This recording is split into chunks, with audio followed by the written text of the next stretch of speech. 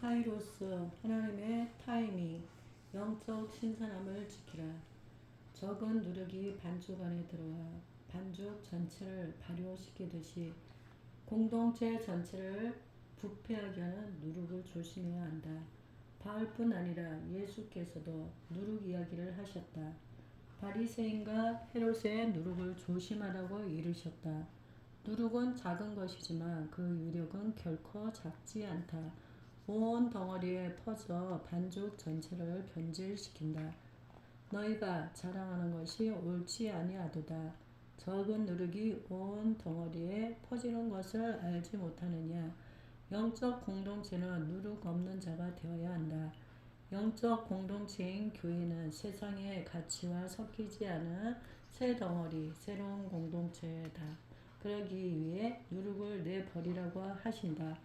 8절에서 바울은 공동체를 부패시키는 두 종류의 누룩을 이야기한다. 그것은 묵은 누룩과 악의에 찬 누룩이다. 이러므로 우리가 명절을 지키되 묵은 누룩으로도 말고 악하고 악에 찬 누룩으로도 말고 누룩이 없이 오직 순전함과 진실함의 떡으로 하자. 묵은 누룩을 제거하라. 첫째는 묵은 누룩이다. 묵은 누룩은 인간의 전통 또는 종교적 율법을 상징한다. 예수께서도 바리새인과 서기관들로 대표되는 전통과 율법을 바리새인의 누룩이라고 하셨다. 교회 안에는 이 묵은 누룩들이 항상 기회를 노린다. 영적 생명과는 관계없는 인간의 제도, 인간의 전통이다.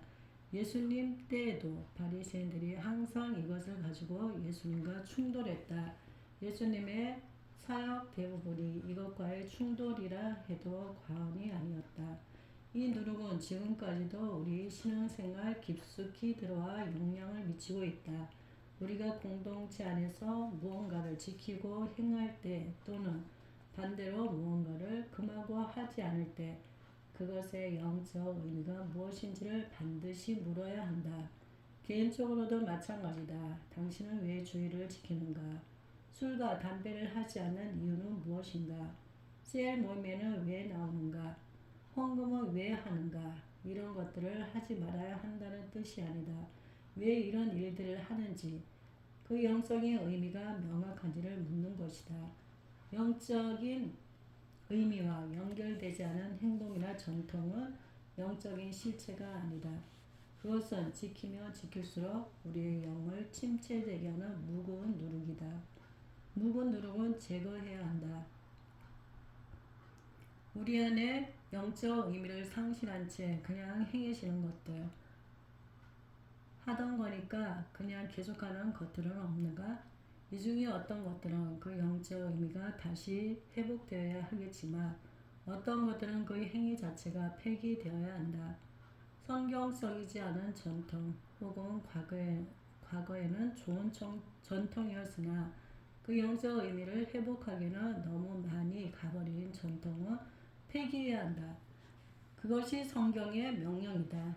영적 생명력을 지키고 싶다면 끊임없이 묵은 누룩을 제거하라.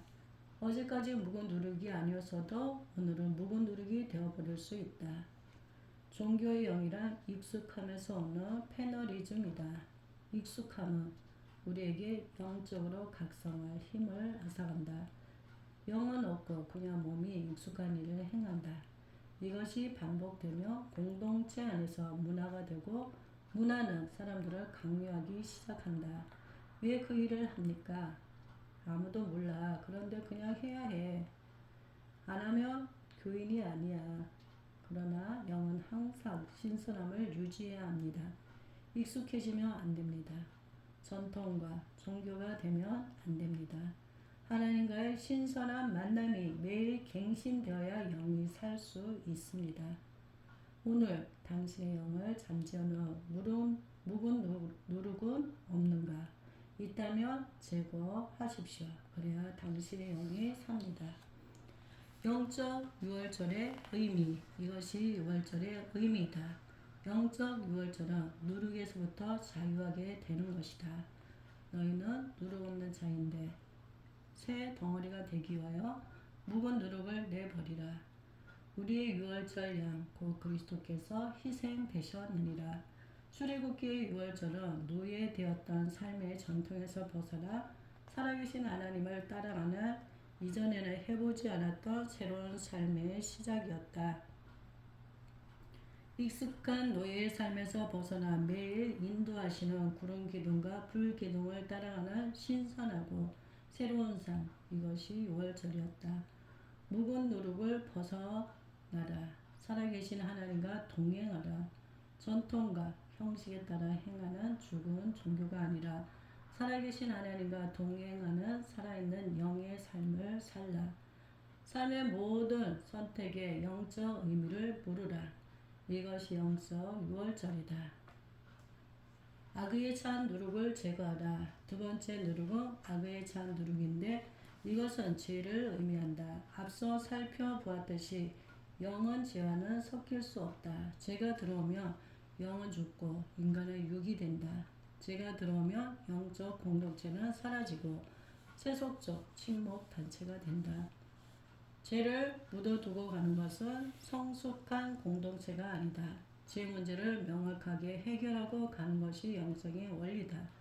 교회를 개척할 때 일이다. 검은 돈은 헌금하지 말아달라라고 했더니 자영업을 하시는 몇몇 분이 세금 문제를 상담해왔다. 당시만 해도 세금 납부에 있어서 관습이라는 것이 중요했다. 정부에서도 사람들이 수입을 있는 그대로 신고하지 않을 것을 예상해서 대략 규모가 어느 정도이면 수익은 어느 정도일 것이라는 가이드라인이 있었다. 그래서 실제 수익과는 관계없이 가이드라인에 맞추어 세금을 신고하고 세금을 내는 것이 업계의 관행이었다. 하지만 이것은 엄밀한 의미에서 보자면 거짓이었다. 고민이 빠진 성도분이 찾아와 물으셨다. 목사님, 이거 어떻게 해야 할까요? 있는 그대로 신고하는 사람은 없습니다. 그렇게 신고하면 세금이 너무 많이 나와서 감당할 수가 없습니다. 그런데 양심은 불편하네요. 제가 드리는 헌금은 검은 돈일까요? 아니면 흰 돈일까요? 나도 고민이 되었다. 세상에는 검은 돈, 흰 돈만 있는 것이 아니라 회색 돈도 아주 많았다. 그러나 성령께서 주시는 음성은 공동체는 죄와 섞이면 안 된다는 것이었다. 우리는 함께 기도하며 조심스럽게 교회는 흰 돈만 헌금해야 한다고 결론을 내렸다. 교회는 정직하게 땀 흘려 번 돈, 흰 돈만 드려야지 검은 돈이나 회색 돈이 들여져서는 안 된다. 왜냐하면 공동체의 생명력은 거룩함에 있기 때문이다. 하나님은 돈이 없어서 일을 못하시는 것이 아니라 거룩함이 없어서 일을 못하신다. 악의에 찬 누룩을 제거하라. 그럴 때 개인도 공동체도 새로운 힘을 얻게 될 것이다. 신앙생활에 행하는 모든 것의 의미를 물어보십시오. 혹시 익숙함으로 행하는 것은 없습니까? 식사 기도는 어떻습니까? 매주 드리는 주일 예배는 어떻습니까? 묵은 누룩은 제거해야 합니다. 영은 익숙한 매너리즘 속에서는 움직이지 않습니다. 항상 처음 같은 설렘과 신선함이 영의 속성입니다. 사랑이 그런 것처럼 말입니다. 성령께서 당신의 모든 신앙 활동 위에 역사하셔서 당신의 심장을 계속 뛰게 하시고 설레게 하시길 축복합니다. 혹시 악한 누룩은 어떻습니까? 죄를 허락하는 순간 우리의 영은 기능을 멈춥니다. 하나님의 임재를 거두어 가십니다. 죄를 경계하십시오. 거룩함을 지키십시오. 주의 지배에 거하는 축복이 당신의 것이 될 것입니다. 순전함과 진실함은 영을 활성화시킨다. 두 가지 누룩에 이어 바울은 누룩과 대비되는 두 가지 떡을 이야기하는데 그것은 순전함과 진실함입니다. 영적인 유월절, 그 새로움과 신선함을 유지하는 것은 순전함과 진실함의 떡입니다.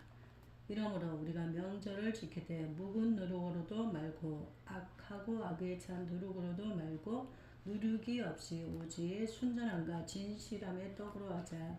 영은 순전하다. 순전함이란 원어로 엘리크리네이아인데 이는 명료, 순수, 성실을 뜻한다. 순전함이란 복잡하지 않고 심플한 것, 다른 의도가 없는 것이다. 섞이지 않은 단순하고 명확한 의도를 가지고 사람을 대하고 행동하는 것이다. 많은 경우 우리는 너무 복잡하다. 저 인간이 무슨 의도로 나에게 이러는 걸까? 의심하고 곱씹는다. 세상은 순전하지 않다. 세상은 매우 복잡하고 불순하다. 잘 대해주는 것 같은데 그 뒤에 보면 다른 의도가 숨어 있다. 아, 골치 아프다. 그냥 액면 그대로이면 참 좋을 텐데. 그러나 영은 그렇게 복잡하고 의무스럽지 않다. 영은 순전하다. 보이는 것이 전부다. 뒤로 딴 생각하거나 다른 의도를 섞지 않는다. 공동체에서는 이렇게 떡을 나누라, 교제하라는 것이다. 그것이 공동체의 영을 살린다. 복잡하고 어떤 의도를 품는 것은 공동체의 영적인 생명력을 죽인다. 세속 공동체가 되어버린다. 기억하라. 복잡하면 영은 죽는다. 복잡해지는 것은 영으로 일하지 않고 혼으로 뭔가 기획하고 있다는 뜻이다. 영은 항상 단순하고 직선적이다. 돌려 말하고 돌려 일하는 것은 혼의 일이지 영은 그렇게 움직이지 않는다. 어떤 일이 진행될 때도 그렇다. 하나님이 하시는 일은 오묘하지만 단순하고 명료하다. 복잡하고 머리를 굴려야 한다면 이것은 인간의 혼으로 일이 진행되고 있다는 것이다. 영은 진실하다. 또한 진실함으로 하라고 권한다. 진실함은 원어로 알레데이아인데 이는 진리, 진실, 사실, 본질이라는 뜻이다. 다시 말해 거짓되거나 속이지 않는 것이다. 감추지 않고 정직한 것이다. 순전함과 마찬가지로 진실함 역시 영을 활성화시킨다. 감추거나 속이지 않고 정직하게 나눌 때 내 영이 울린다. 상대방에게도 성령의 감동이 있다. 그렇지 않고 의도를 가지고 감추고 속이고 해보라. 성령의 감동은 없다. 그저 뽑기는 마음, 조마조마한 마음만 있을 뿐이다.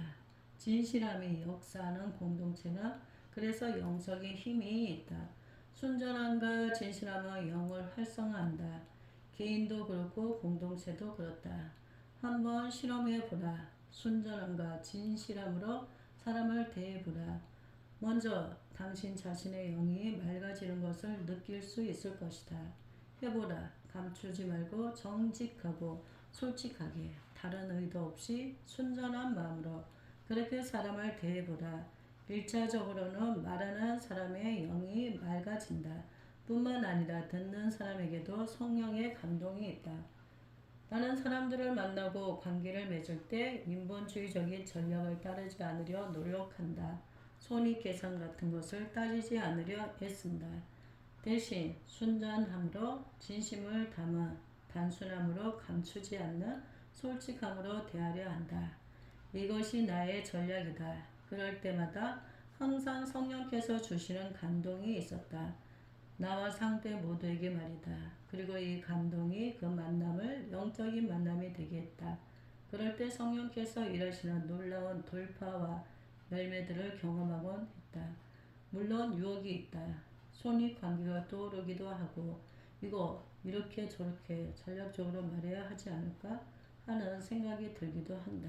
그럴 때마다 성령께서 주셨던 음성은 순전함과 진실함이다. 순전함과 진실함은 성령이 일하시는 통로라. 2017년 가을 중동 제2국의 현지인 비 목사님을 만났다. 난민 사역으로 널리 알려진 영향력 있는 목사님이었다. 약속을 잡기 위해 연락하면서 염려가 되었다. 이미 많은 외국 단체들과 협업하는 분이시고 사역도 많아 바쁜 분인데 만나는 주실까 하는 생각이 들었다. 성령의 감동하심이 있어 연락하면서도 반신반의했다. 가까스로 약속이 잡혔다.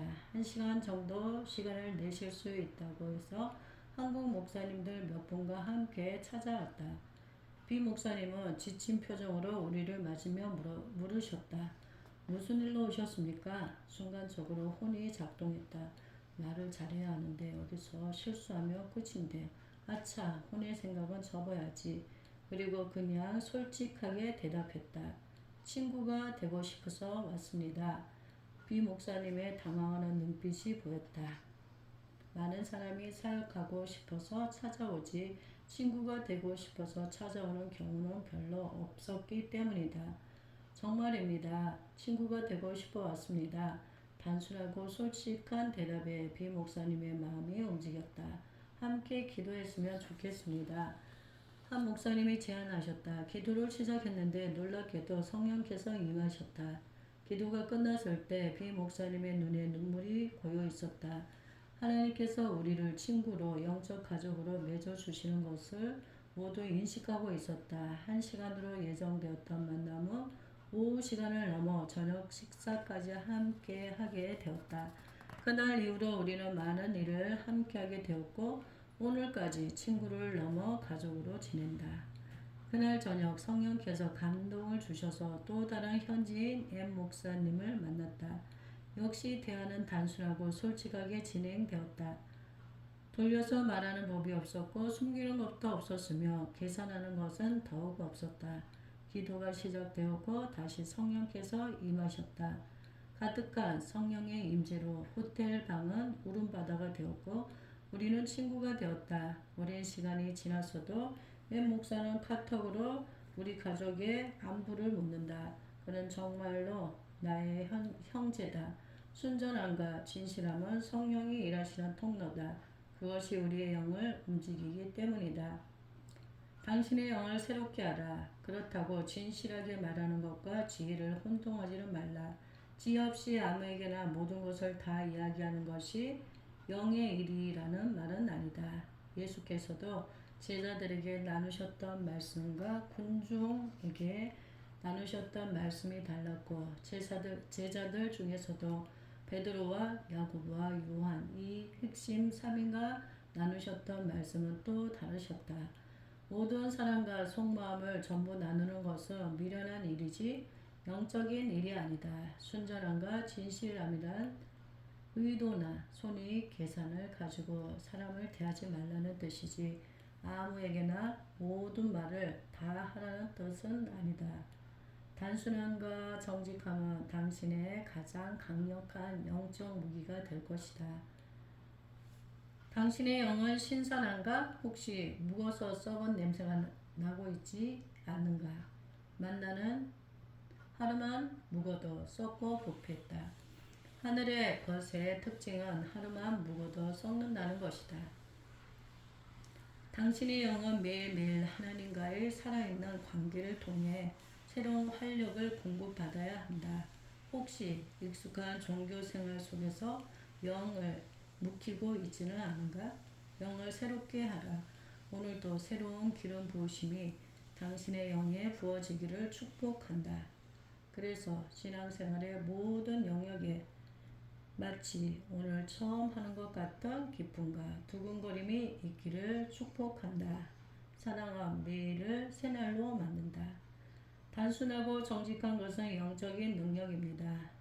하나님 앞에 깊이 나아가면 나갈수록 우리는 단순해집니다. 하나님이 행하실 것을 믿기에 돌려 말하거나 뒤에서 일을 꾸밀 필요가 없습니다. 혹시 점점 복잡하게 꼬여가는 일이 있습니까? 그렇다면 정면 돌파가 필요합니다. 그것은 단순하고 정직한 것입니다. 하나님 앞에 나가 눈을 감고 조용히 성령의 음성에 귀 기울여 보십시오. 복잡하게 만드는 것들이 떠오르지 않습니까? 손으로 붙잡고 있는 것들입니다. 하나씩 둘씩 내려놓으십시오. 믿음이 필요합니다. 내려놓으면 큰일 날 것 같은 두려움이 엄습할 수도 있을 것입니다. 그러나 그것들을 내려놓을 때 비로소 우리는 순전함과 진실함의 축복 속으로 들어가게 됩니다. 순전함과 진실함은 당신의 가장 강력한 영적 무기가 될 것입니다.